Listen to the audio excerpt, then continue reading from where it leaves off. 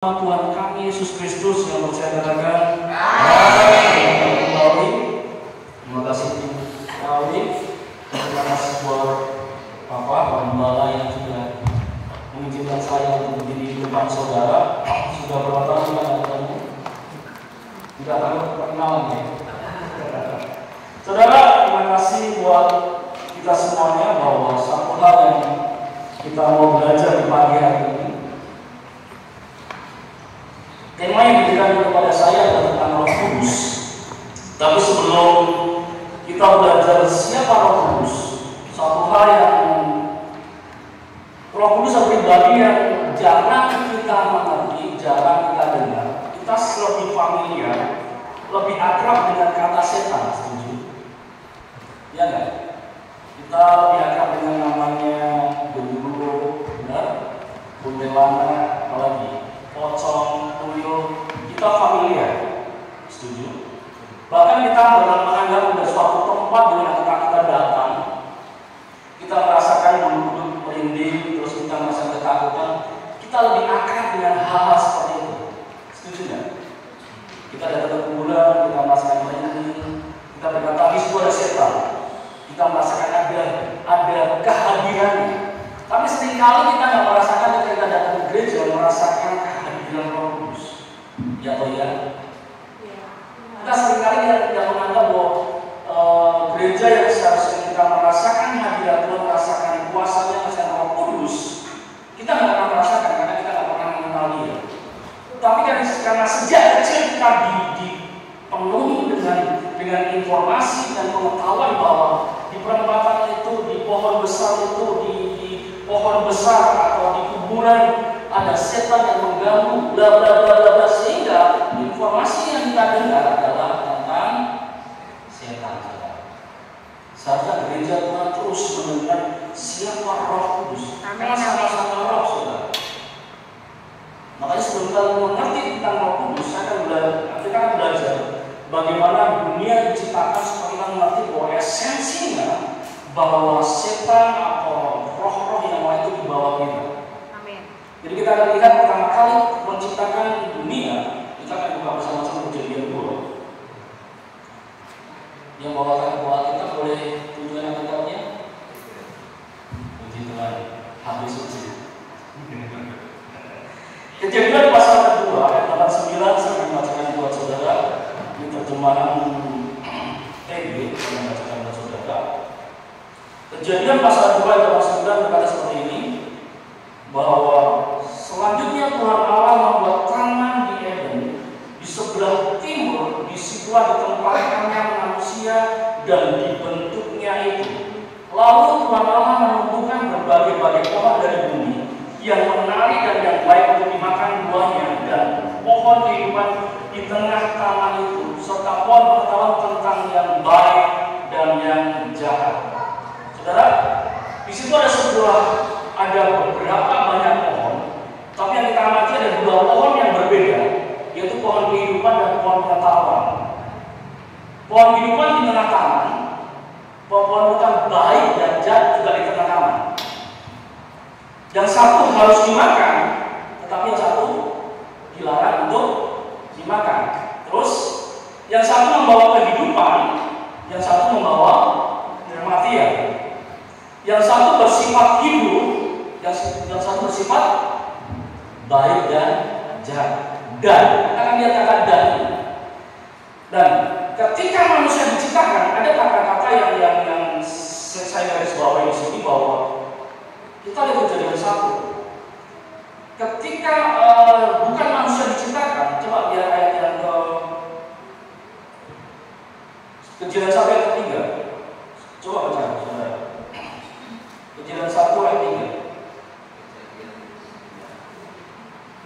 Coba Pak Simon bacakan buat kita.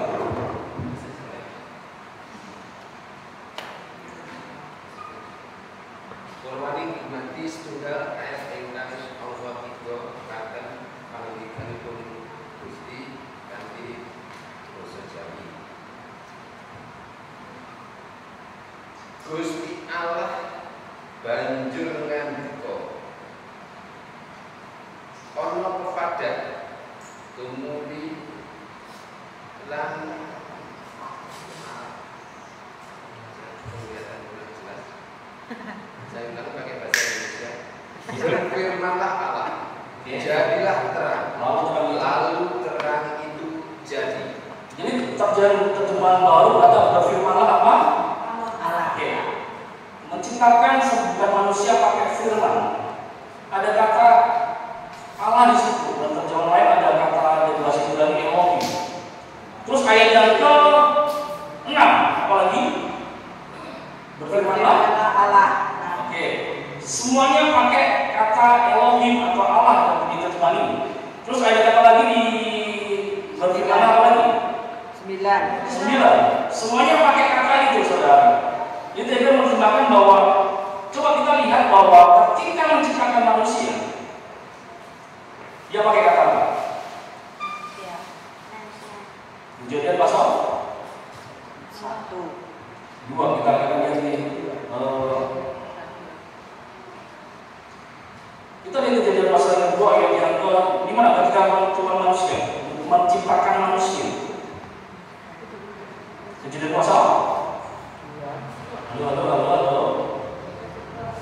Ayat 8. Oke, sebelumnya. Ayat 7 ya. Ketika itulah siapa? Tuhan Allah. Ada perbedaan kata di sini. Ada. Jadi ketika terjemahan baru dikatakan ketika menciptakan selain manusia, dia pakai kata Allah. Tapi ketika dia menciptakan manusia, dia mulai menunjukkan ini identitasku. Dia pakai kata Tuhan Allah. Tahu perbedaannya? Kita tahu beda, saudara. Kalau dia menciptakan selain manusia pakai firman, tapi ketika menciptakan manusia dia membuat dirinya terekspos bahwa dia mengambil tanah dan dia membentuk manusia itu. Jadi dia pakai firman untuk menciptakan selain manusia, tapi ketika dia menciptakan manusia, dia mengambil tanah supaya segambar dengan dirinya. Nanti maksudnya, ketika dia mengambil tanah, dia menyerupai manusia ini, dia pakai tangannya, dia sedang mengekspresikan cinta kasihnya. Dia katakan imago Dei, segambar dengan aku. Kalau segambar dengan aku, artinya bahwa kita waktu itu kita mampu berhubungan dengan Tuhan penciptanya. Ketika ketika masih bentuk tanah, dihembusi nafas itu. Coba lihat ini. Ketika matanya terbuka, siapa yang pertama kali dia lihat? Tuhan Penciptanya. Jadi ketika waktu itu dia membuka mata, itu penyembahan pertama terjadi di tangannya. Dia mengagumi penciptanya. Dia kata terima kasih aku diciptakan, terima kasih aku bisa bernafas. Adanya ucapan syukur penyembahan. Jadi penyembahan pertama kali terjadi ketika ada membuka matanya dan melihat penciptanya. Keren gak, saudara? Jadi ketika pertama kali diciptakan ternyata saudara diciptakan untuk mempunyai hubungan dengan Tuhan sebagai pencipta. Yes, ketika telur menetas, siapa yang dilihat pertama kali?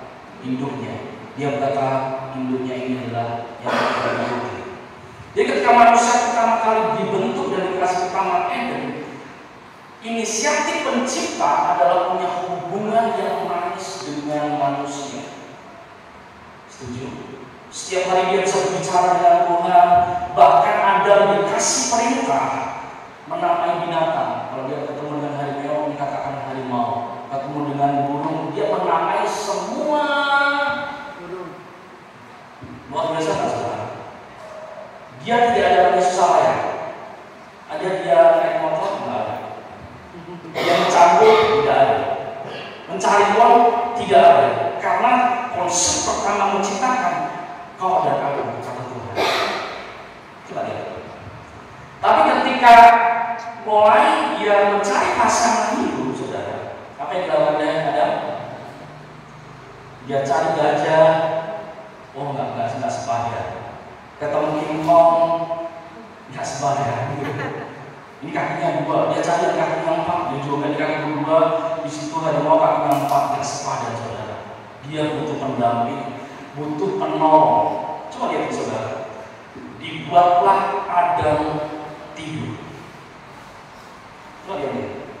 Ketika tidur, mulai diambil tulang rusuknya dan bangunlah seorang manusia bernama Hawa dan mendekati kepada Adam. Ketika Adam buka mata yang kedua kali ketika dia melihat bahwa kalah tulang dari tulang. Kan nggak sudah. Jadi saya mau tekankan bahwa segala sesuatu berasal dari Tuhan. Amin. Yang bukan dari Tuhan berarti itu adalah kehendaknya dari Tuhan. Makanya ketika kita bukan dari sebuah usaha, nanti kita baca di situ. Saya lama bergumul dengan ayat ini, saudara. Ketika saudara melihat ini, karena saya seorang pelayan Tuhan dan sering kemana-mana pelayanan, dan ketika melihat ayat ini saya agak istilahnya Matius 7. Saya akan lihat kecil itu supaya saudara mengerti bahwa ketika saya baca ayat ini saya mulai berpikir, wow, saya bacakan. Bukan setiap orang yang berseru kepada Tuhan akan masuk dalam kerajaan surga, melainkan dia yang melakukan kehendak Bapakku yang di surga. Pada hari akhir banyak orang yang berseru kepada Tuhan, bukankah kami bernubuat demi nama-Mu dan mengusir setan demi namamu juga dan mengadakan banyak mujizat demi nama-Mu juga. Pada waktu itulah aku akan berterus terang kepada mereka dan berkata, aku tidak pernah Mengenal kamu menyala daripada aku, kamu sekali membuat kejahatan. Kami hamba Tuhan ketika baca ayat ini, saudara, kami sudah mengusir setan demi nama Tuhan, sudah membunuhkan orang, memulihkan, total membuat kejahatan. Saudara, kita jadi hamba Tuhan, jadi pekerja. Tapi saya akan bukakan, saudara, dimulai dari taman ini, saudara. Ketika segala sesuatu yang bukan Tuhan suruh, itu kejahatan. Saya ulangi, segala sesuatu yang bukan Tuhan suruh, itulah kejahatan. Sekalipun pelayanan. Ya, setuju? Ketika Tuhan ngomong bahwa jangan kau makan buah ini, dan Hawa mulai memakan, timbul apa, saudara? Halo? Timbul pemberontakan. Dia diusir dari tamannya, dan tapi sebelum diusir, secara fisik dia masih mampu berbicara dengan Tuhan. Adam, di manakah engkau? Dia masih mampu berbicara, dia masih bisa berinteraksi, tapi secara hubungan roh ada jembatan yang putus karena pemberontakan itu. Segala sesuatu yang bukan Tuhan suruh, kejahatan. Jadi ketika kita pelayan sekalipun kalau Tuhan nggak suruh, itu jahat. Sampai pekerjaan bukan Tuhan yang suruh. Jadi gini, ketika kita makan buah pohon baik dan jahat, dan dia kata dan ketika mau bisnis bekerja, pikir kita baik, pasti ada jahatnya. Saya ulangi, ini ada sekadar dalam. Karena lalu kita sudah makan pohon baik dan jahat, jadi kan apapun yang kita lakukan karena berkehendak Tuhan, ketika melakukan kepada kita baik, pasti ada jahatnya. Bisnis baik atau jahat? Baik. Kita lihat tadi. Bernubuat demi nama Tuhan, baik atau jahat? Baik. Mengusir setan demi nama Tuhan, baik atau jahat? Baik. Menyembuhkan orang sakit? Baik. Menyembuhkan orang lumpuh? Baik. Membangkitkan orang mati sekalipun? Baik. Tapi kalau membuat kejahatan, mulai agak pusing. Kita lihat kejadian 22, saudara. Bacakan buat kita semua. Kejadian pasal 22. Supaya kita ngerti, supaya kita tidak takut dalam pelayanan. Kejadian pasal 22 ayat 1 dan 2. Setelah semuanya itu Allah mencoba Abraham. Ia berfirman kepadanya, Abraham. Lalu sahutnya, ya Tuhan. Firman-Nya, ambillah anakmu yang tunggal itu, yang engkau kasihi, yakni Ishak. Pergilah ke tanah Moria dan persembahkanlah dia di sana sebagai korban bakaran pada salah satu gunung yang akan kukatakan kepadamu. Oke, saudara, ada kata anak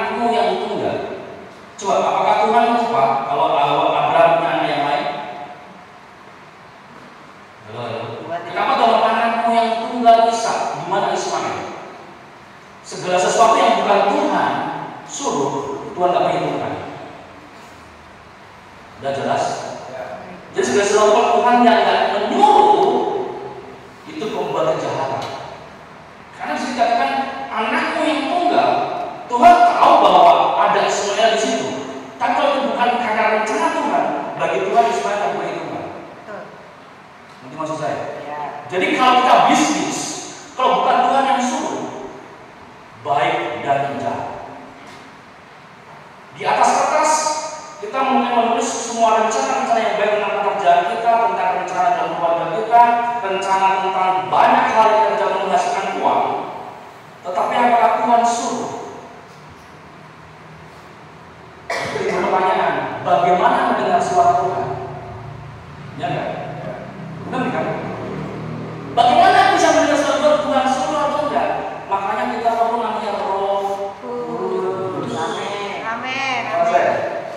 Ketika kita lihat dalam Saat kemarin, Papa Mama sudah lihat kemarin. Jadi ketika Petrus dengan kekuatannya sendiri berkata, aku tidak akan sekali meninggalkan engkau, bahkan aku membela engkau mati-matian. Apa yang terjadi? Sebelum ayah berdoa 3 kali kemudian dia pakai kekuatan sendiri. Dia mulai berkata, aku bisa. Iya, ketika orang tanpa Roh Kudus baik dan jahat. Karena dia masih memakai makan buah pengetahuan baik dan jahat, bukan pohon kehidupan. Ketika orang makan buah pengetahuan baik dan jahat, itu pakai logika. Pohon kehidupan adalah di hati. Makanya Tuhan itu bukan masuk di akal, masuk di hati saudara. Dia nggak bisa dimengerti, nggak bisa dipahami, tapi bisa dinikmati. Percaya saudara. Jadi ketika mulai Petrus yakin, ketika dia ada Pentakosta, Roh Kudus turun memenuhi Petrus, apa yang terjadi? Dia pindah dari natural ke supernatural. Dia mau berkhotbah di depan 3.000 orang dan semuanya berubah. Nanti perbedaannya. Posisi dia belum ada Roh Kudus, dia ketakutan, dia nggak bisa membela, bahkan dia menyangkal 3 kali. Tapi ketika ada Roh Kudus, dia penuh, mampu ketika dia di depan gerbang domba, Mas Bera daripada bertemu demi nama Yesus orang Nazaret bangkit dan berjalanlah. Itu maksud saya. Ya. Ada perubahan karakter, ada kuasa, ada dinamos, ada seperti dinamit yang diledakkan. Bahkan ketika dia disidang, dia tidak takut lagi, dia bersaksi tentang Yesus. Siapa yang memampukan? Roh Kudus. Jadi saudara bekerja, saudara pelayanan kalau tanpa Roh Kudus, nanti membuat kejahatan. Karena ketika Roh Kudus tinggal dalam diri kita, dia akan mengisapkan kita akan dosa. Kita dibenarkan, kita dibersihkan, karena Roh Kudus yang memberitahu kita apa hal-hal yang perlu kita lepaskan. Jadi, saudara, saya mulai ini beberapa tahun terakhir ketika ada pola-pola khusus dalam saya pribadi, dan saya nggak tahu Roh Kudus menunjukkan kepada saya melalui seseorang gitu kan, saudara. Jadi, saya punya kebiasaan ini, saudara. Ketika saya berusaha bisnis tanpa Roh Kudus, secara hitam di atas putih berhasil. Mulai bangkit bagus, ketika titik tertentu hancur. Mulai bisnis lagi, menaik lagi, ketika ada baik, ada jahat. Ketika ada keuntungan, ada kerugian. Karena kita makan buah pengetahuan baik dan jahat.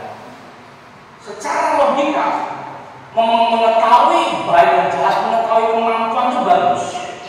Benar nggak? Tapi nyata salah, saudara. Ketika di tangan Eden ada pilihan. Kalau makan, kita tahu baik dan jahat. Kalau tidak makan, sama Tuhan. Gara-gara Hawa memilih makan, dia ingin tahu bahwa tahu baik dan jahat. Jadi bisnis baik, punya aroma banyak baik, tapi ternyata jahatnya anaknya berantakan. Dia bisa berhasil di bisnisnya, dia berhasil segi pelayanannya, sisi jahatnya. Mungkin ada hal-hal yang tidak baik di mata Tuhan. Baik dan jahat bukan apa. Kalau kita nggak di dalam Roh Kudus, buah pengetahuan akan terus memakan hidup kita. Secara perhitungan mungkin bisnis kita yang dilakukan di properti, mungkin apa di sini yang bisnis ini apa? Warung, catering gitu. Tetapi kalau Tuhan yang nggak nyuruh, baik dan jahat. Mungkin secara pengetahuan kita bisa, kita lulusan mungkin sarjana sains, sarjana kimia, sarjana apapun pengetahuan kita baik dan jahat. Akhirnya saudara, ketika kita mengerti hal itu, kita harus memilih makan pohon kehidupan Roh Kudus. Jadi, ketika Petrus mulai mengalami perubahan terhadap Roh Kudus, dia disidang bahkan kemari. Ketika mau disalib, dia minta salib baru. Gara-gara siapa saudara? Roh Kudus. Jadi Roh Kudus itu pribadi ketika dalam penciptaan akan kami. Ada kata kami di situ. Coba kita lihat Kejadian 1. Kita bersama-sama di sini supaya kita nanti bahasa aslinya, kita menerjemahkannya. Coba katakan kami di ayat berapa? Kejadian 1 ayat berapa?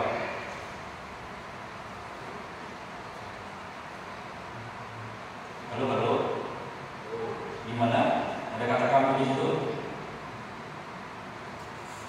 Di dalam baca kitab. Halo di mana? Kata kami. Kejadian pasal berapa? Ada kata kami. Sudah ngerti bahwa Tuhan kita Esa, tapi dia punya 3 pribadi yang kita harus mengerti.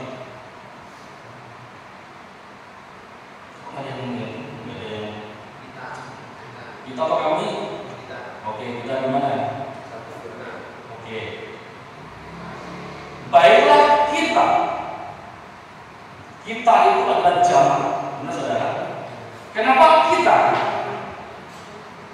Karena ada Bapa, Anak, Roh Kudus. Jadi ketika Tuhan Yesus naik ke surga, siapa yang sekarang kita lihat kita? Halo. Ini mulai agak berat. Saya akan turunkan dosis ini. Saya akan turunkan dosisnya sebagai ini. Saya akan ulang kembali ini. Ketika manusia terpisah dari Tuhan, akhirnya manusia punya rencana untuk mendekatkan diri kepada Tuhan dengan cara dia membuat agama, dia mencari sesuatu yang lebih besar dari dirinya, makanya dia bisa menyembah pohon, menyembah batu, menyembah samudra, menyembah banyak hal supaya dia ada punya hubungan kembali dengan Tuhan. Tapi Tuhan yang berinisiatif, dia ambil Abraham untuk keluar, untuk jadi sebuah bangsa, dan dia berkata, aku adalah Tuhanmu, kamu adalah umatku. Akhirnya timbul namanya hukum, namanya hukum Taurat. Mulai nanti hukum Taurat diberikan oleh Tuhan melalui Musa, sistem yang mengatur bahwa bagaimana bangsa Israel berhubungan satu dengan lainnya, menggambarkan keadaan Tuhan yang kudus. Bahkan ada 1 sampai 10, siapa yang hafal? Hukum pertama,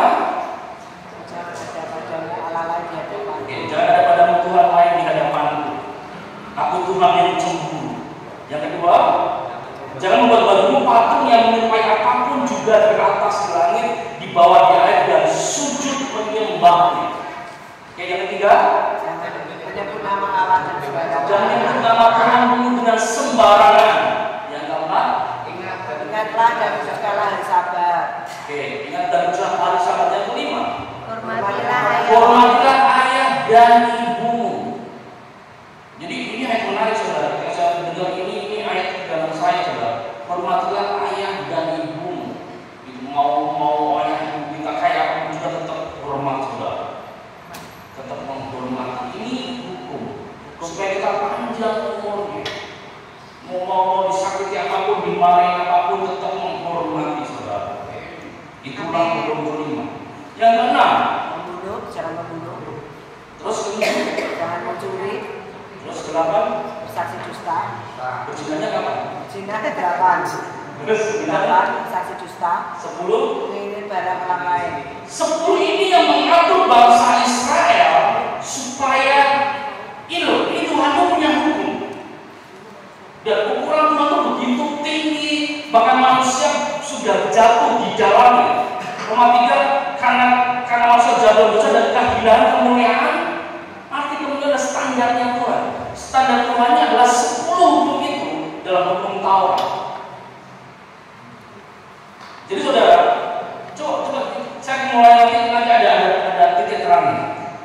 Akhirnya manusia mulai melakukan hukum ini dan akan berkata, jadi kalau hukum ini 1 sampai 9 kita bisa memenuhi, tapi 1 hukum kita nggak bisa, apa yang terjadi? Kita bersalah pada semuanya. Jadi kata saudara, jadi kalau kita bisa jangan membunuh, kita nggak membunuh, kita nggak berzina, kita nggak mencuri, tapi kita nggak menghormati orang tua kita bersalah pada semuanya. Setuju? Setuju saudara? Jadi hukum Taurat membuat kita mengerti kekurangan kita. Sampai akhirnya ini nanti akan begini. Datanglah Yesus Kristus. Dia yang memenuhi menggenapi hukum Taurat itu, yang tidak bercacat dan tidak bercela. Oke, mulai mengerti hukum kasih karunia.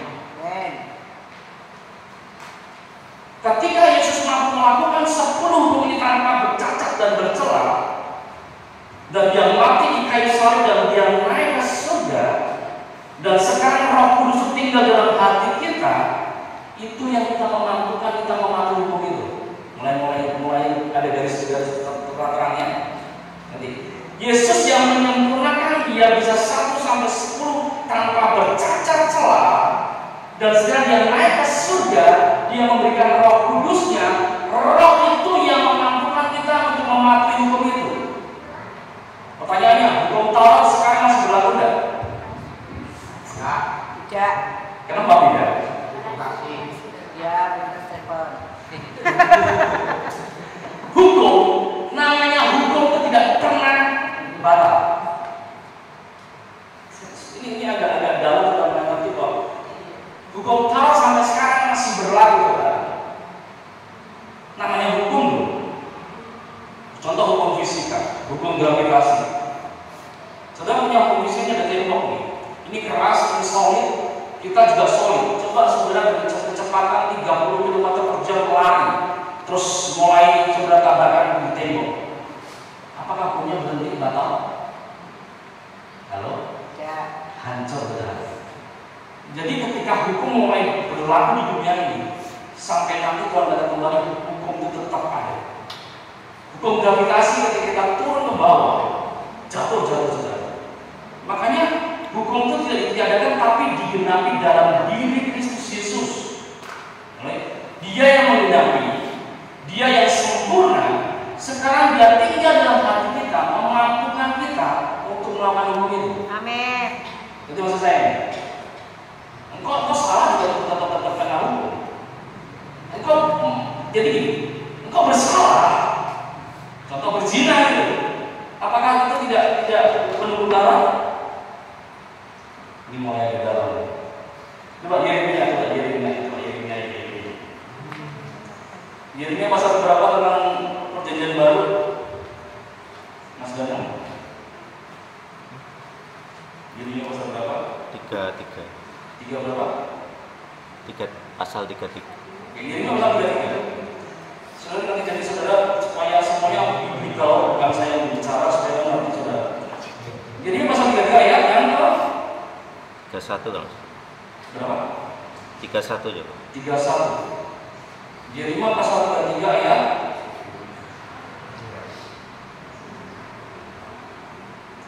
saya ingatkan ayat ini. Gimana? Yeremia 21, Mas. Perjanjian baru sekarang dalam loh hatimu.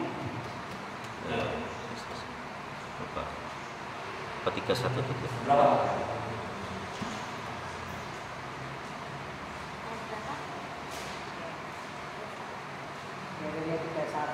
Yeremia 31 ayat 31. Yeremia pasal 31 maaf, ayat yang 31. Baca, Mas.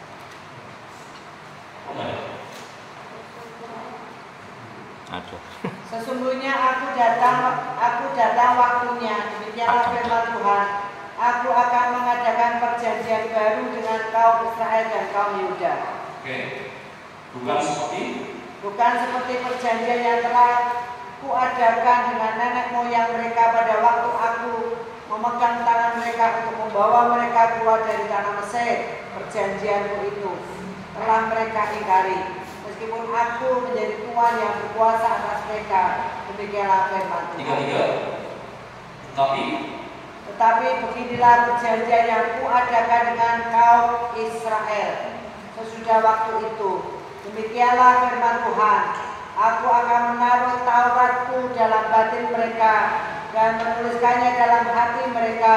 Maka aku akan menjadi Allah mereka dan mereka akan menjadi umatku. Ya saudara, ketika dari zaman Musa, hukum itu ditulis di loh batu. Tapi ada perjanjian baru. Perjanjian baru dimulai di sini, saudara. Hukum itu ditaruh di hati kita.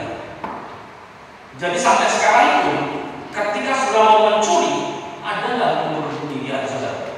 Ada. Ini maksudnya itu kan, hukum itu sampai sekarang masih berlaku. Ketika sudah mau membunuh, harus sudah ada bicaranya. Itu hukum, saudara. Jadi hukum Taurat itu dikasih di loh batu, sekarang di dalam loh hati. Siapapun juga yang ngomong tidak menghormati orang tua, atau ada suara dari hati kecil, maka kita jangan. Itu maksud saya. Jadi hukum itu masih sampai sekarang di dalam hati kita. Tapi perbedaannya ketika ada Roh Kudus, kita dimampukan untuk hidup di dalam Roh dan dipimpin. Amin. Hidup dalam Roh dan dipimpin. Seringkali kita hanya hidup dalam Roh tapi tidak dipimpin oleh Roh. Makanya kita hidup dalam Roh, tapi pakai keinginan kita sendiri. Makanya terjadi apa? Membuat kejahatan. Mulai nyambung, saudara. Lihat, Roh Kudus yang tinggal di dalam hati kita ini memampukan kita untuk mentaati hukum itu, bukan untuk masuk surga, saudara. Untuk supaya kita orang Kristen seperti itu dong. Kalau kita pakai konteks ini nggak bisa, saudara. Roh Kudus sudah memampukan kita untuk mentaati hukum itu. Makanya orang Kristen tidak bisa mencuri, tidak berzina, mengampuni, mengasihi, menghormati, menyembah Tuhan yang sama, tidak membuat patung. Siapa yang buat itu? Roh Kudus yang membuat. Amin. Jadi mulai bahwa percaya Yesus Kristus urusan surga, tapi di dalam dunia ini masih banyak ular-ular. Di Taman Eden ularnya satu, benar? Kalau di luar Taman Eden ularnya banyak sekali.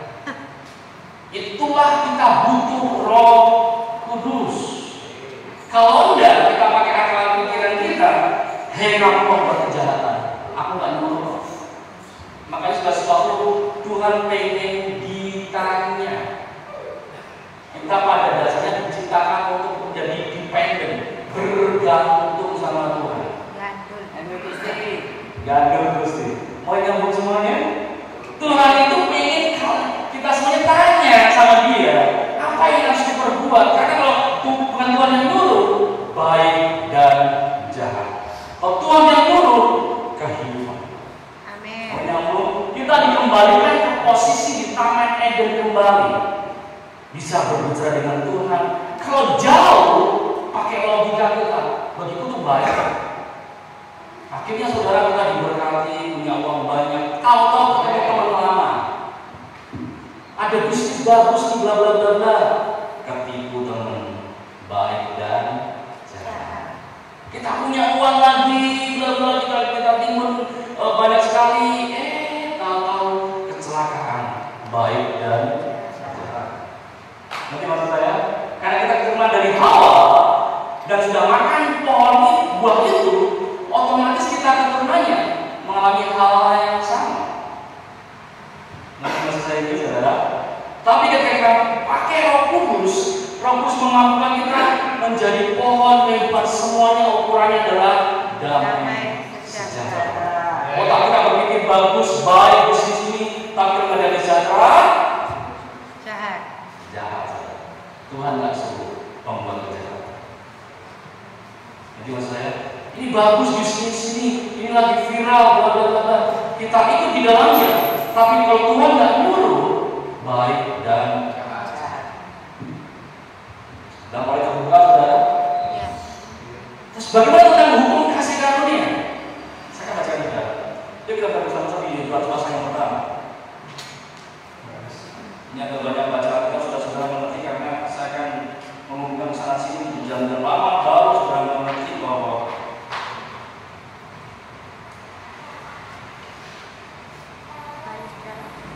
Yohanes pasal yang pertama ayat 14 sampai 17. Kita sampai jam 3 pagi. Sampai ya. Firman itu telah menjadi manusia dan diam di antara kita. Ayat 14. Yohanes pasal yang pertama. Dan kita telah melihat kemuliaannya, yaitu kemuliaan yang diberikan kepadanya sebagai anak tunggal Bapa, penuh kasih karunia dan kebenaran. Yohanes memberi kesaksian tentang dia dan berseru katanya, inilah dia yang dimaksudkan ketika aku berkata, kemudian daripada aku akan datang dia yang telah mendahului aku, sebab dia telah ada sebelum aku.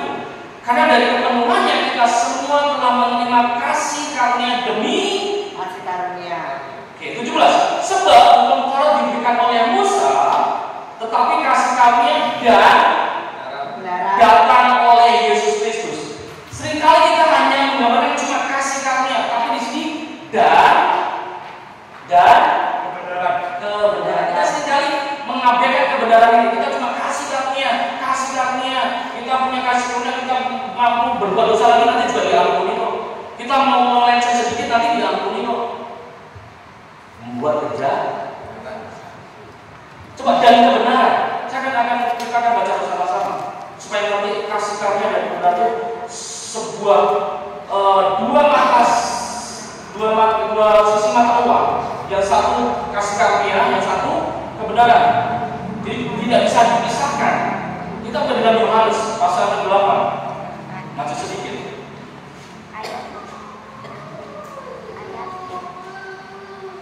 Yohanes 8 pasal 2. Yohanes pasal 8 ayat 2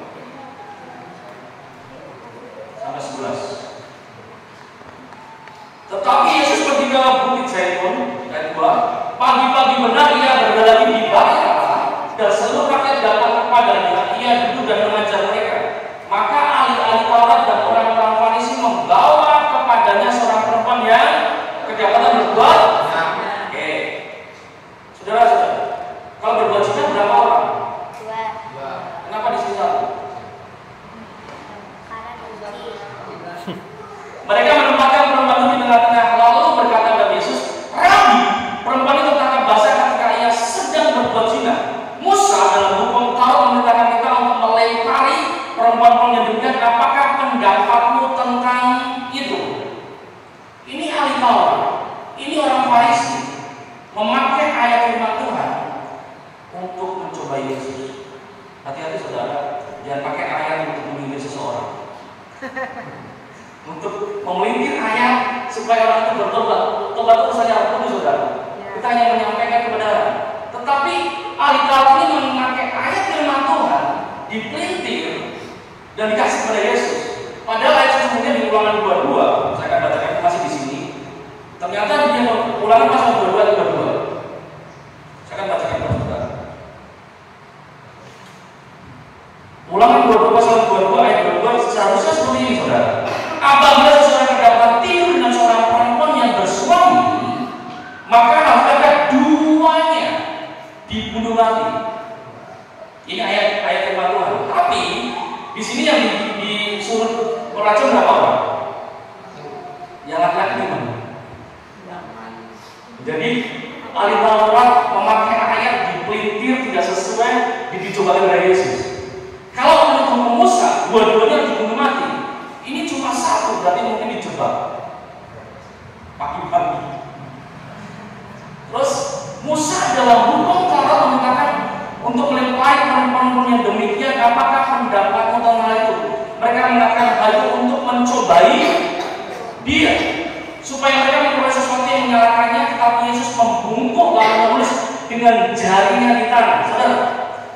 Yesus mulai menulis ke tanah di sini. Jadi kalau bait Tuhan itu sebenarnya bukan dari tanah tapi batu. Dia suka gini, dia mau mengingatkan bahwa aku yang menulis hukum itu. Kenapa kamu berdebat dengan aku yang menulis hukum itu? Tanpa ngomong juga. Dia dengan simbolis dia berkata, aku yang menulis hukum itu.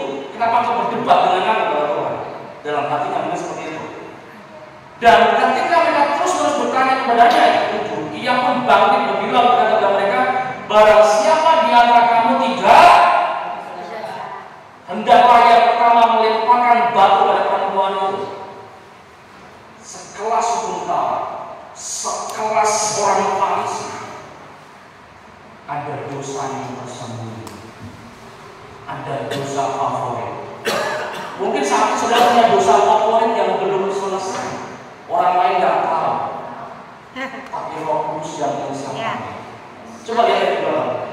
Lalu ia membungkuk pula dan menulis lagi di tanah. Tetapi setelah mereka mendengar perkataan itu, pergilah mereka seorang demi. Artinya apa ini? Tidak ada seorang manusia di situ yang benar di hadapan Tuhan. Semuanya berbuat dosa. Sekelas ahli Taurat, sekelas orang Farisi, dia nggak bisa memenuhi 10 hukum Taurat itu. Ada satu yang dia ingat waktu kecil dia mencuri, dia ingat masa mudanya dia berzina, dia ingat kemarin dia mulai menipu orang. Artinya tidak satu orang pun yang luput yang mampu melakukan hukum itu. Coba lihat ayat ke 10. Lalu Yesus bangkit berdiri dan bertanya, hai perempuan, di manakah mereka? Tidakkah ada seorang menghukum engkau? Jawab, tidak ada Tuhan. Kalau Yesus, aku pun tidak menghukum engkau. Coba lihat, ada yang berbeda. Yang satu ingin melakukan, tapi tidak mampu meraja karena dia berdosa. Yesus Kristus, dia mampu melakukan, tapi tidak melakukan. Jadi yang mampu melakukan hukum Taurat siapa? Itulah kasih karunia. Dan kebenarannya di sini. Pergilah dan jangan ini yang kadang kita terlewat, kasih karunia didapat dan kebenarannya tidak kita lakukan. Kita menerima Yesus Kristus sebagai kasih karunia dan jangan berbuat dosa lagi. Kalau kita menerima kasih karunia, seharusnya kita hidup dalam kebenaran. Halo. Mulai ngerti masuk kasih karunia? Oke, saya ulangi.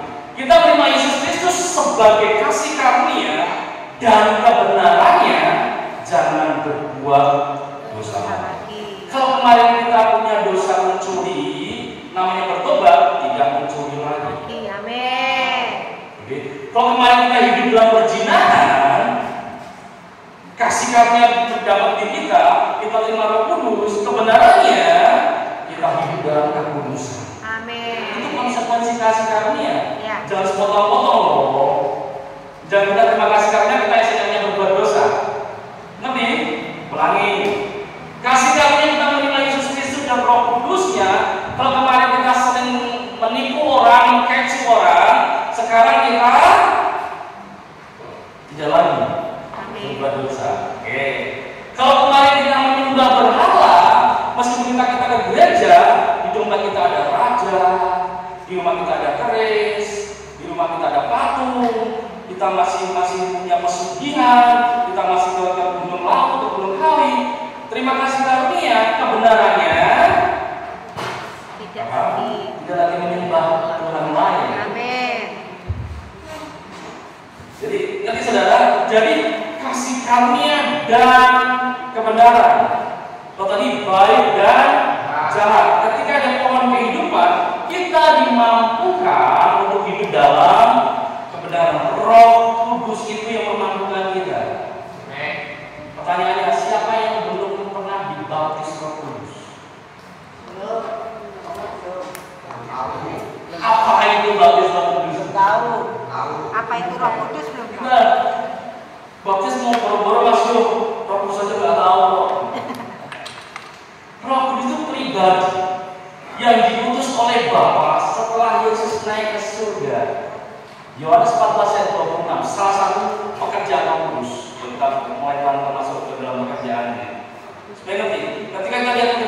pernah tahu pribadinya. Oh, tidak tahu Kudus seperti itu.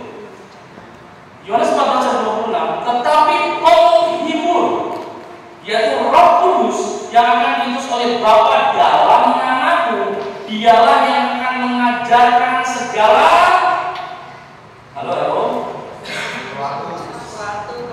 kepadamu dan akan mengingatkan kamu akan semua yang kukatakan kepadamu. Jadi Roh Kudus yang mengingatkan itu. Kalau kita nggak pernah baca Alkitab, kalau kita nggak pernah mendengar firman Tuhan, kalau kita nggak pernah membaca firman Tuhan, apa yang akan diingatkan? Coba ini. Kita sedang melihat tontonan kecelakaan. Terus kita ketemu sama orang. Dia bercerita tentang kecelakaan. Apa yang diingatkan? Apa yang kita lihat tonton tadi kecelakaan? Kita bisa cerita, kita tidak nonton kecelakaan, bla bla bla bla, dengan sangat gamblang menceritakan. Kalau Roh Kudus tinggal dalam hati kita, tapi kita nggak pernah baca firman Tuhan, terus Roh Kudus mengingatkan apa? Roh Kudus mengingatkan kita akan yang Tuhan ajarkan. Yang Tuhan ajarkan ada di dalam Alkitab. Kalau kita nggak pernah baca Alkitab, nggak pernah mendengar firman Tuhan, Roh Kudus kerjanya di mana? Blank, nggak ada frasa sekali itu. Mau buka apa? Nanti pas penting nggak baca Alkitab. Siapa yang sudah baca Alkitab? Tuhan. Roh Kudus itulah yang membuat kita diajar segala sesuatu itu. Itu fungsi Roh Kudus. Roma 10 berkata, iman timbul dari pendengaran akan firman Tuhan. firman Kristus. Namanya timbul, pasti pernah tenggelam. Kalau nggak pernah dia tenggelamkan dalam hati kita, yang tenggelam. Jalan.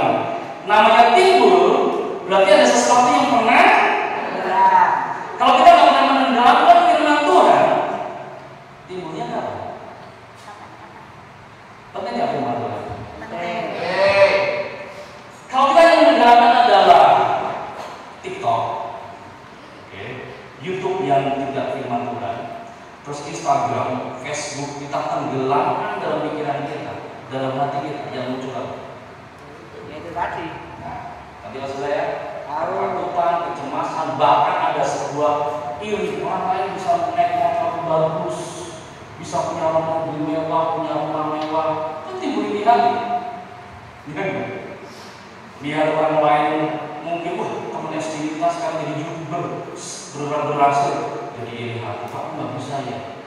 Terus tuh kocok SD, kocok esok gitu, jadi pertengkaran rumah tangga gitu ya. Apa yang kita tenggelamkan itu akan muncul. Tapi kalau yang kita tenggelamkan ada firman Kristus, cerita tentang Kristus, yang muncul adalah iman. Amin. Mulai ada mulai merangkai ini, mulai jelas, mulai ngerti ya. Ya. Kita nggak bisa mampu melakukan pemilu tanpa Roh Kudus. Jadi dalam bahasa Jawa coba lihat Roma 10 bagus nih. Coba bahasa Jawa Roma 10 17. Ini bagus lagi. Bahasa Jawa Pak. Bahasa Jawa Pak.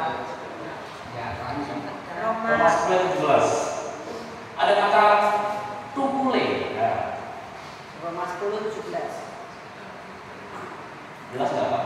Atau dibaca Martin? Ya Martin aja bahasa Jawa. Roma 10 17. Oke Pak, baca yang keras Pak. Roma pasal 11 ayat 13 mekaten sampeyan. Dadine pracaya iku tukune awit saka pangrungu. Sato pangrungu iku marga saka pangandikane Sang Kristus. Kata tukule. Kalau nggak pernah ada yang ditanam, nggak ada benih yang ditanam, apa yang tumbuh? Ini apa ya? Bahasa Jawa lebih dalam. Ada kata tukule. Jadi kalau benih nggak pernah ditanam, Pak Patu sering benih apa ditanam mana? Kalau nggak pernah kasih benih semangka, muncul semangka. Jadi sesuatu pukul atau timbul, kalau nggak pernah kita tenggelamkan, nggak pernah kita tanam, nggak akan muncul. Jadi kalau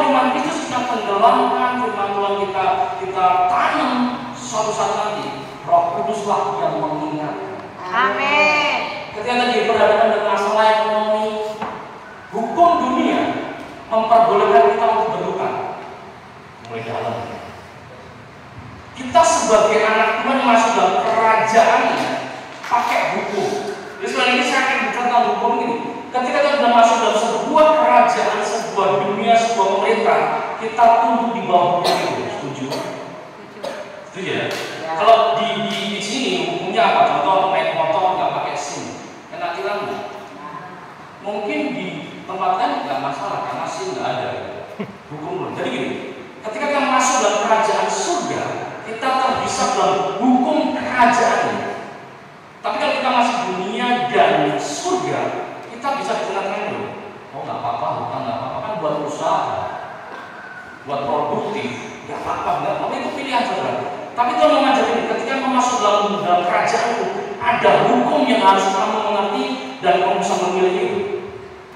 Ketika Petrus dan Yesus Kristus masuk di sebuah namanya Kapernaum, di situ ada orang yang minta apa? Pajak. Bayar berapa? 4 dirham. Yesus ngalami masalah ekonomi, bayar pajak. Apa yang dilakukan oleh Yesus Kristus? Jadi Petrus dia menunggu apa yang Tuhan suruh.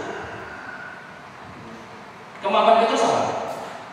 Mancing.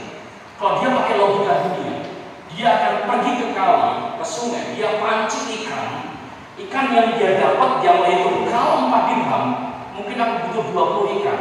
Kalau 20 ikan saya tangkap, saya jual, saya dapat 4 dirham, masalah selesai. Itu pakai hukumnya dia di manusia lamanya. Boleh nggak? Boleh. Dia punya ahli mancing. Pertanyaannya, ketika mancing apakah bisa dikasih waktu? Mungkin 1 jam dapat 1, 5 jam dapat 2. Karena ada pengalaman dia seharian nggak bisa nangkap ikan. Benar nggak? Ya. Jadi dia membutuhkan juga alam, bukan dia. Dia punya kemampuan ada baik dan jahat. Dia baik punya kemampuan. Ketika dia mancing, jahatnya keluar 5 jam nggak dapat, 10 jam nggak dapat. Sehingga pikiran dia mungkin efektifnya 1 jam dapat 20 jadi mundur. Coba lihat, ketika bersama Yesus, dia nunggu Yesus dulu. Jadi kemampuan yang Tuhan beri pada kita tidak sia-sia, tetap Tuhan pakai. Ya. Nanti maksud saya. Ya. Petrus, pergilah ke sungai, pancinglah ikan. Dia pakai kemampuan Petrus untuk menghasilkan keuangan. Betul. Di bedanya, Petrus bisa memancing, tapi tidak tahu kapan dia dapatnya. Tapi kalau Tuhan yang suruh, pasti. Amin. Halo. Kau punya kemampuan manajemen yang bagus, punya kemampuan menunggu yang bagus, kemampuan banyak hal. Kalau Tuhan nggak suruh, baik dan jahat. Akhirnya dia mancing ikan yang dia dapat pertama kali buka ada 4 dirham. Tidak perlu berjam-jam, tidak perlu puluhan jam, tidak berhari-hari. Tuhan yang suruh, Tuhan yang tangguh. Itulah hukum kerajaan. Soalnya ada berat. Terus berhutang boleh silakan kalau Tuhan suruh. Ya kan? Ternyata kalau ini kita diam jangan berhutang suatu. Kamu diam 1 jam. Kalau ada orang datang ngasih uang, bisa nggak? Bisa. Aku nggak seroto gitu. Akhirnya dia datang ke bank bawa sertifikat bagus di sini. Kalau aku masukkan uang ini saya dapat 50 juta, saya masukkan ke sini saya dapat uang banyak. Pikiranmu baik, ada taunya ketipu. Kalau Tuhan nggak suruh membuat kejahatan, Roh Kudus berfungsi untuk nyuruh atau tidak. Itu loh. Jadi intinya bahwa Petrus itu dia masih punya kemampuan mancing, cuma tinggal Tuhan suruh atau enggak. Jadi bukan berarti ketika engkau masuk dalam dunia pelayanan, engkau mematikan potensimu, engkau mematikan talenta. Kalau nggak dikembangkan, hambaku yang jahat. Enggak. Kenakan ayat yang lain. 1, 2, 5. Yang 1 dikubur, yang 2 dikembangkan, 5 dikembangkan. Mana yang dikatakan baik? 2 dan 5 dikembang. Tapi yang 1 membuat kejahatan. Pertanyaannya, kita harus nunggu Tuhan yang suruh. Kisah terakhir, karena udah jam 9. Saya nggak berlama-lama, berbatasi waktu. Lain kali saya akan datang lagi, atau diundang lagi. Sudah. Ketika ada kebutuhan makan 5.000 orang, hukum dunia gimana?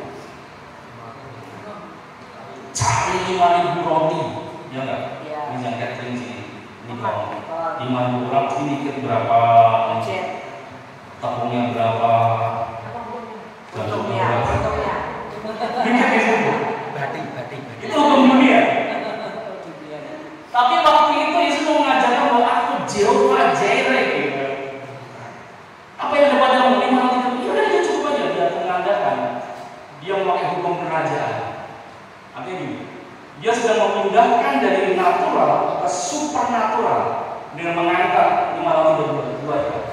Makanya doa itu penting, memindahkan sesuatu yang natural kepada yang supernatural dengan mengucapkan dengan kata-kata. Jadi, ketika Tuhan ngomongnya apa? Kata Yesus, dia kan berdoa kan saudara. Saya mau kasih tahu rahasia, saudara. Ketika di perjanjian baru itu adalah imamat yang raja. Perjanjian lama, tugas imam dan raja itu tidak bisa double. Imam itu mempersembahkan korban, raja itu memerintah sebuah daerah, tapi nggak bisa raja jadi imam atau imam jadi raja, nggak bisa. Tapi kita diberitahu kita punya status imamat yang raja, kita imam dan raja. Imam perkataannya berkuasa. Kita ngomong korban ini tidak sesuai, tidak sesuai. Raja bunuh, perkataannya berkuasa. Kita lihat perjanjian baru, imamat yang raja, kita punya 2 perkataan yang powerful. Amin. Hati-hati dengan perkataan kita. Nanti maksud saya, ketika kamu berkati, double berkat. Amin. Imamat dan raja mengutuk 2 kutuk. Jadi jangan menggerutu kepada suamimu, kepada istrimu. 2 kutuk terjadi, kuadrat lebih gede. Dalam bahasa matematika 2 kuadrat jadi berapa? 4. Engkau iman dan raja, hati-hati dengan perkataanmu. Wes masih bisa wae cewek. Hati saudara, setan tangkap. Ada celah anak saudara. Iya. Kata berkat. Kata Ketika 5 roti dan 2 ikan di tengah dengan dia mengucapkan kata berkat, natural jadi supernatural. Amin. Engkau nggak punya uang sekalipun, berdoa Tuhan tunjukkan supernaturalmu. Sudah, saya mau share sedikit. Saya punya anak 2, sekolah di sebuah sekolah yang bagi saya kurang hamba Tuhan, tidak mungkin. Ya, dan saya sedang memakai hukum kerajaan, pakai hukumnya surga, bahwa seorang hamba Tuhan seharusnya bukan seorang yang minta dihargai, privilege, cari diskon, cari. Saatnya kita adalah anak kerajaan, kita pakai hukum kerajaan. Kita mau berhitung saudara. Anak pertama ketika masuk kelas 1 SD itu butuh sekitar 25 juta masuk SD kelas 1. Jadi saya butuh UMR berapa tahun saudara? Lalu di UMR bisa saya terangkan supaya saudara ngerti bahwa Tuhan yang kita sembah Tuhan yang sama. Tinggal memakai hukum dunia atau hukum kerajaan. Roh Kudus yang mau kita memilih. Anak pertama tahun 2019 masuk 24-25 juta saya lupa. Kita berdoa berpegang tangan menghadap Tuhan, aku anakmu, dia catering harus bayar sekian juta dan saya nggak punya uang. Saya pakai hukum Tuhan. Aku nggak bekerja nggak semua sebesar itu, tapi aku tahu bahwa waktunya orang jam 6 pagi ketika kami bangun untuk membayar hari itu nggak ada uang saudara. Jam 9 apalagi belum ada. Kita lihat rekening masih nol. Jam 12 masih nol. Ada pun juga nggak bisa bayar. Jam 3 pagi sore udah anak-anak pada sudah pulang bayar. Ya kita mau diskusi. Kalau sampai hari ini tidak ada uang, kita sekolah ke Kristen mana atau mana saudara. Jam 9 malam saudara, saya buka rekening saya. Pas dibayar. Tidak perlu berhutang, tidak perlu susah payah. Jangan bangga kau susah payah, engkau berada di bawah Tuhan. Ini pelajaran kedua nih. Jadi kalau engkau susah payah mencari rezeki, engkau sedang menanggung kutukan itu. Nah ini dalam lagi. Nah aku nggak kerja, itu nanti sesi 2. Tapi nih saudara, kita pakai hukum tuh. Akhirnya saudara itu masuk kelas 1 dengan SPP 1,5. Bayangin. Berarti kalau saya UMR, setengahnya buat bayar SPP saudara. Oke, tahun berikutnya adiknya masuk kelas 1 SD. Saya sudah putar-putar ke sekolah yang di bawahnya grade-nya lebih besar, lebih murah, yang mulai orang dia puji Tuhan, ketika masuk mobil lagi, jadi saya pengen kayak Cece, aduh. Saya masuk ke sekolah itu ternyata cuma pakai 2 juta, jadi berapa? 2 juta. Hal yang sama terjadi. Saya mau kasih tahu, kita mau hidup dalam supernatural mujizat setiap hari. Amin. Mujizat bukan barang langka, tapi dinikmati bagi orang yang mengandalkan Roh Kudus. Amin. Engkau bisa yakin ketika kau datang ke pohon besar, berdoa semalam besoknya dapat uang. Kenapa engkau mau yakin datang ke gereja? Ada Roh Kudus yang membuat engkau powerful. Kenapa nggak yakin? Itulah pola pikir kita, metamonya itu perlu dibikin. Makanya saya dengan Mas Danan ini satu rekan wayang. Ini dia guru fisika, saya matematika. Tapi sekarang kita full time dalam wayang itu. Kita sedang bangun sebuah di kerajaan Solo ini supaya kita membesarkan apa yang kita sudah dapat dalam dari Tuhan. Terus kedua, jadi 2 anakku masuk SD, berarti SPP-nya berapa? 3 juta. Uang Solo berapa? 2,5. Saya nggak mau. Kalau saya pakai hukum dunia, saya nggak bisa bayar SPP saja. Belum saya ngantar tiap hari, belum nggak ada kantin saudara. Tiap harus kasih catering, jadi seminggu bayar catering gitu ya. Sekarang ini kelas 6 dan kelas 5, 5-6 tahun kami jalan dalam hukum kerajaan. Amin. Dan saya mulai hidup sama istri tidak pernah berhutang tanah lagi. Saya pernah hutang sama saya punya pernah kejatuhan saudara, lebih parah dengan saudara. Saudara punya pernah angsuran 30 juta per bulan, angkat tangan. Kalau kita ngomong dengan kredit, saya pernah ngalamin per bulan 30 juta untuk tambah, dan Tuhan selesaikan. Amin. Dan saya mau kasih tahu dari sini bahwa ada hukum kerajaannya yang memampukan kita dari natural ke supernatural. Orang lain berpikir meneruskan hutang dalam waktu 15 tahun cukup 1 malam kalau mau yakin dengan iman. Ya. Cuma kadang-kadang iman itu yang sulit. Ya makanya gereja ini saudara, kau datang tiap minggu harus ada peningkatan iman, peningkatan. Amin.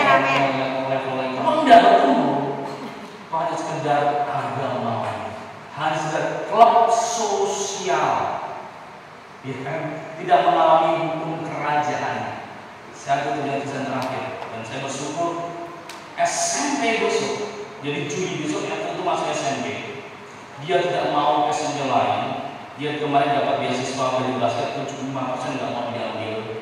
Di Nusantara dapat 75% dan diambil. Kalau Kudus dapat 50% dan diambil. Terus mau gimana? Sekolah yang sama. Ketika saya datang ke sekolahnya muncul angka 31 juta masuk SMP. Bingung nggak? Nggak, saudara. Saya punya pengalaman di Jehovah Jireh. Yes. Amin. Apa yang terjadi? Selesai.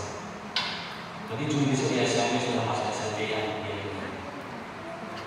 Maksud saya? Jadi luar biasa bahwa ketika kita masuk dalam kerajaannya, kita pakai hukumnya, luar biasa. Yuk, lama-lama nanti sampai jam 3 siang. Kita akan melakukan respon firman Tuhan. Saya ajak saudara untuk respon. Mungkin saya terbatas dengan pengetahuan dengan kata-kata. Mungkin kata-kata saya terlalu tidak bisa dipahami. Tapi Roh Kudus yang akan memampukan saudara untuk memahami dan mengingatkan segala sesuatu. Ya. Saya minta saudara 5 menit sampai 10 menit mulai merenungkan tentang kekristenan saudara selama ini.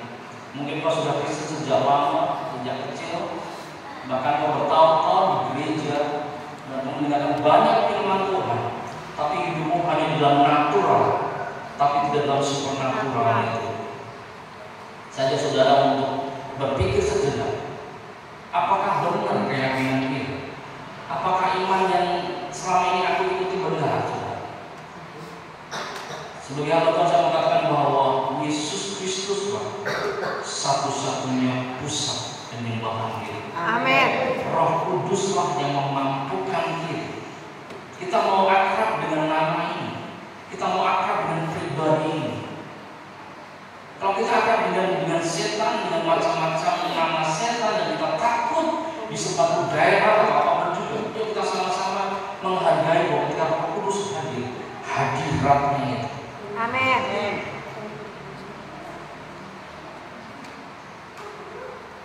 Saya minta 5-10 menit mulai berpikir ulang tentang keyakinan saudara. Karena keyakinan adalah sebuah masalah pribadi dan bisa diwakilkan. Kalau saudara belum pernah mengucapkan tentang keselamatan bahwa di dalam Yesus Kristus, dan saudara mau saat ini mau mengimani, aku mau kembali berkomitmen. Mulai katakan sama Tuhan, Tuhan, aku percaya. Atau saudara mau sekarang mereplay kembali, menerima Yesus sebagai juru selamat. Yang belum yakin dan sekarang penuh keyakinan, boleh saudara bangkit berdiri. Saya akan tuntut saudara untuk pengakuan kepada Yesus Kristus sebagai Tuhan, sebagai tanda lahir baru. Siapapun itu, kalau saudara belum yakin dan belum pernah ada momen saudara berbicara dengan mulut kita, sebab Tuhan berkata bahwa dengan mulut kita mengaku dan dengan hati kita percaya bahwa Yesus adalah Tuhan, engkau diselamatkan. Tapi ketika saudara masih mengingat dan belum ada momen di mana saudara berkata-kata dengan mulutmu, ini pagi yang indah. Terus saudara memakai kata-kata saudara untuk mengakui Dia sebagai Tuhan. Ya saudara, angkat tanganmu, angkat tangan kananmu dan tangan kirimu di dalam dada, di depan dada. Saya akan ingin saudara untuk mengakui depan Tuhan. Katakan saya. Yang berdiri, yang sebutkan nama lengkapmu. Fikari Setia Pinawati. Mengaku di hadapanmu. Tuhan yang hidup. Yesus Kristus. Aku menerima Engkau. Sebagai Tuhan. Dan juru selamat. Masuklah dalam hatiku. Dan menjadi raja. Sehingga hukum kerajaan terjadi dalam diriku. Hukum multiplikasi terjadi dalam diriku. Hukum pelipat gandaan terjadi dalam diriku. Kutuk Taman Eden susah bekerja bagi yang laki-laki, yang perempuan susah mengandung, dipatahkan di dalam nama Yesus. Pagi hari ini aku menjadi manusia baru. Aku menjadi seseorang yang baru dengan hukum kerajaan. Di dalam satu nama Tuhan Yesus Kristus. Amin. Itu yang bisa saya sampaikan saudara. Dan waktu akan bahas tentang Taman Eden dan kutuk-kutuknya. Terima kasih buat Tuhan Gembala. Tuhan berkati.